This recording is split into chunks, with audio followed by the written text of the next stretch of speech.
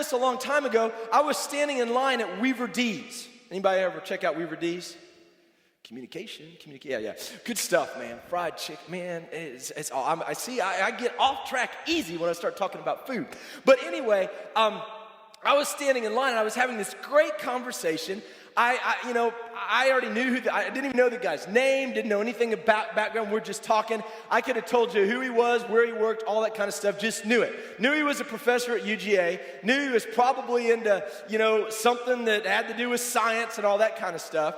Well, all of a sudden, we're standing there waiting in line for our food to get, our meat and 3 vegetables from the lady back in the corner there at Weaver D's. And all of a sudden, he asked me what I do. Uh-oh. Wow, do I lie? Do I keep this conversation going? What is it? So I just looked at him and I said, well, I was in business for about 10 years, but God rocked my world and I planted a church here in Athens and now I'm a pastor.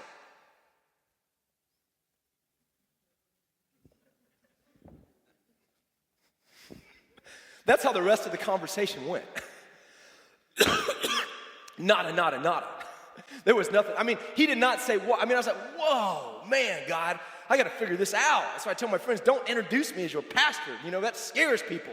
They clean up their language. They stop doing all kinds of stuff, They don't know that pastor cusses too. No. Anyway, I'm supposed to say that in the second service, not the first service. I'm in trouble now. You guys aren't supposed to know that about me. But here we go. So I'm sitting there and I realized I didn't speak this dude's language. You with me? I did not speak him. Some of you speak that language. God has put people in your social network that you speak their very language. Now look what happened as a result. In verse 41, we're going to skip all the way through. You can go back and read it. Peter preaches this. Man, he just preaches the message, man. He just brought it. Hell, fire, and brimstone. Jesus died. He rose again. He's coming back. Peter brought it. We're going to look at Peter in just a second. But here's the result. Those who believed what Peter said were what? Baptized. You guys with me? When you don't respond. Everybody know where I am? Verse 41. Slides, Yeah, they were right. They were all together. Those who believed what Peter said were what? And what? Added to the church. When? That day. How many? 3,000. Dang, man. That's incredible. Let me say something about baptism. We're baptizing in 2 weeks. I love baptizing here at Compass. It's awesome. And there are some of you that have never gone public with your faith. You're like, baptized? Man, if you invited Christ into your life and you've never been baptized after you made that decision, not after your parents baptized you as a baby, that's cool, let's celebrate that, that's awesome. You were sprinkled, you were spritzed, you were whatever it was that happened to you, man, that's cool.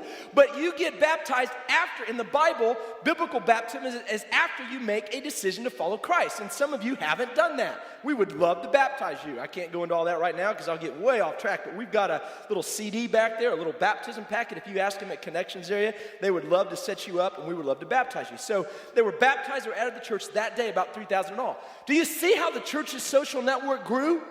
Because people spoke in their languages to the people that they could, and God added 3,000 people. Church, if we could just get this, if we could just get the power that you and I have. We said last week, it's in your notes, the church is the social network that has the power to change the world. There's nothing else like it. Well, do you know who God has called to be the social network, to impact their social network? Not me, you. I've got my social network, you've got your social network. Let's talk about 3 questions this morning that will help us kind of break this down to understand what it is that God wants us to do. The first question is, who am I friending? And I think most of us understand the term friending in today's culture. For some of you that are like me, that was like, friending, okay, wait a minute, that don't do a lot of Facebook or anything like that, that's big Facebook term, and I'm trying to help our 50-plus crowd there. And you know what, it's interesting because some of you are more frienders than anybody else in this culture, but we'll get into that later on. But, it's interesting to me. How many of you like cheesecake? Anybody like cheesecake? Yeah. I had a friend, his name was Jason Breland, and we were in college, and we were doing a tour with a musical group from the school one time. We were in California. And he's like, dude, you gotta go to the Cheesecake Factory. You gotta go to the Cheesecake Factory. And I'm like, what is the Cheesecake Factory? You know, I wasn't even sure that I liked cheesecake. I knew about cheesecake and I liked it, but it was like, man, I mean, this dude loved cheesecake. And man, I went to the Cheesecake Factory in California, Rodeo Drive right there, and I had a buddy of mine, and we went there, and then over the coming years, and I would do business there, we would go see a UCLA basketball game, and it would be about a block away. We would go get a piece of cheesecake, and we would get there. I mean, it's awesome stuff. How many of you have ever been to the Cheesecake Factory before? Throw your hands up.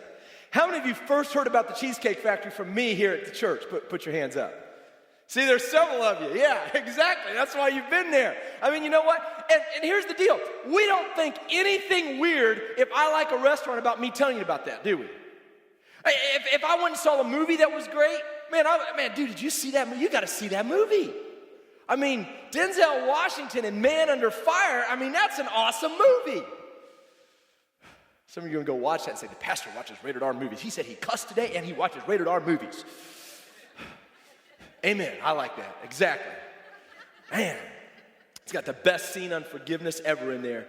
When when he's got the, whatever you call it, man, getting ready to blow this guy to kingdom come, and he sneaks into this 80-year-old's apartment, and they're like sitting there shaking, and they're crossing their crucifix, and they're like, son, that's between them and God. And Denzel says, I'm just here to schedule the appointment. So, if you know anybody in your life, you just like to schedule the appointment for them. No, I'm not going to go there. That's another talk too. Anyway, but we don't think anything weird if we tell people, right?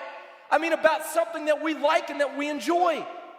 But why does it stop when it comes to Jesus? Why are we scared to tell somebody about Jesus? Why are we scared to tell somebody about the person that changed and rocked our worlds and power washed our souls and took us from darkness to life, took us from brokenness to healing, took the old things and made it new? He redeemed our past, he helped us reclaim our present, and he said that he will take back what the locusts have stolen away, and he will restore our future. Why would we be scared to tell somebody about that guy? We're scared though. We are so scared about it. I mean, that's the thing, man. It is tough, isn't it? Who am I friending? Now, let me go back to our dude Peter here for just a second, and in John chapter 1, because I got to set this up, because somebody down here in the front row just said, help us, and they were right. I hate it when people tell me to do something, but they don't show me how to do it. So I'm going to show you how to do it this morning, but I got to set it up first. John chapter 1, Peter had spoken this unbelievable message. 3,000 people had just come to see Christ. So are you tracking with me? We skipped the message, what we talked about today, but they all spoke in the languages. Peter stood up and said, this is what's going on. This is Jesus. And at the end of it, 3,000 people were baptized. I want to go back to when Peter was invited to meet Jesus. You tracking with me? So let's go back to that, John chapter 1. You got to go read through the whole story, but it says that Jesus met a guy named Andrew. Those are the verses that are left out, in verses 35, 36, and 37. Well, it just so happened that when Jesus met Andrew and invited Andrew to come and follow him, Andrew, let's pick it up in verse 31, Andrew went to do what? Find his brother, who? Simon. Like, Simon, I thought we were talking about Peter. I'm going to tell you about that in just a second. And here's what he told him. We have found the Messiah. Man, I'm all about cheesecake, okay? And it can do some things to you that is not always good, but I'm more about changed lives. We have found the Messiah. We have found the guy that changes lives. And look at this, which means the Christ. Then Andrew did what? He brought Simon to do what? To meet Jesus. If you go back and read this story, do you know what happened in the very next verse? Jesus changed Simon's name to Peter. He had an encounter with Christ, and God changed him right there on the very spot. How many of you you've received an invitation? God brought you here, and you had an encounter with God right here in this very spot, and God began to rock your world. You see what I'm saying? I'm almost getting to the how part right here. Can I tell you? Do you know what makes Jesus smile? Man, I prayed with our band this morning and our production team. Man, they did an awesome job today. Two of our interns, Georgie and Kyle, that were leading us in worship. Let's give it up for those guys, man. Matt's got a little R&R Sunday. We had a couple dudes from Emmanuel College that were down there that played guitar and bass this morning. First time guests here, so make them feel welcome, man. The band was just awesome today. And here's the thing, when I look at this, you know what, and I was praying with them before. I was like, what was I talking about? I was praying with them beforehand, and I just said, man, God, will you allow us to do something that makes you stomp your feet and puts a smile on your face and clap your hands because you just love your kids today? And do you know what puts a smile on God's face? When we go out and find people that we care about and bring them to Jesus. That's what puts a smile on God's face. Now, it just so happens that we have a pillar at our church about this. We have 8 pillars at our church, 8 values. You see them when you come in. I got to come back and do a series on these pretty soon. We did this series about, 6, 7 years ago. And each week we nailed these different things on here. And this particular pillar here this morning says impacting people. Now, in your notes, if you're taking notes, I want you to write this down. And I purposely left these blanks on purpose because I want you to get these particular points from this value. The first 2 words are people matter. Write that down in your notes this morning. There's a blank there for you to do that. People matter. Consequently, we are never so close to the heart of God as when we do 3 things. We believe this as a church.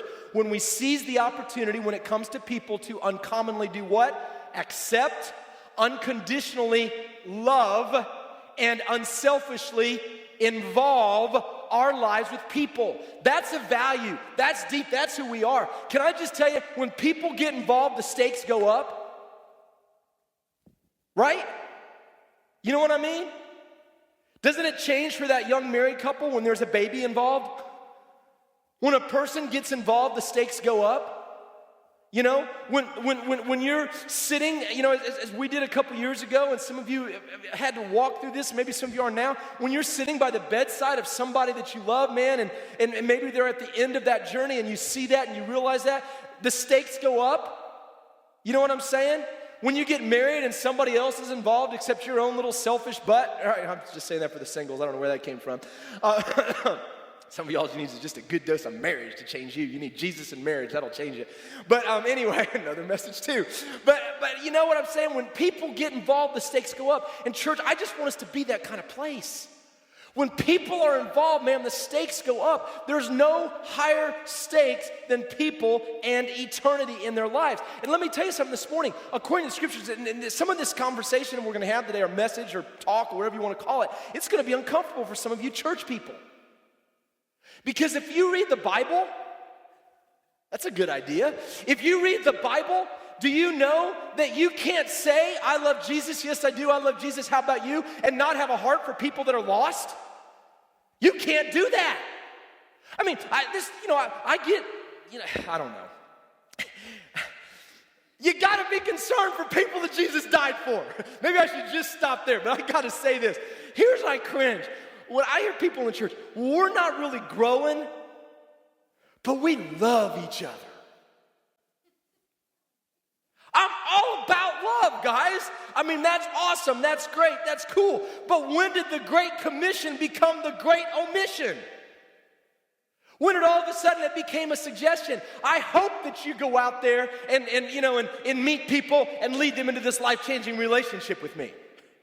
Would you please, please, please? It was his last words to us.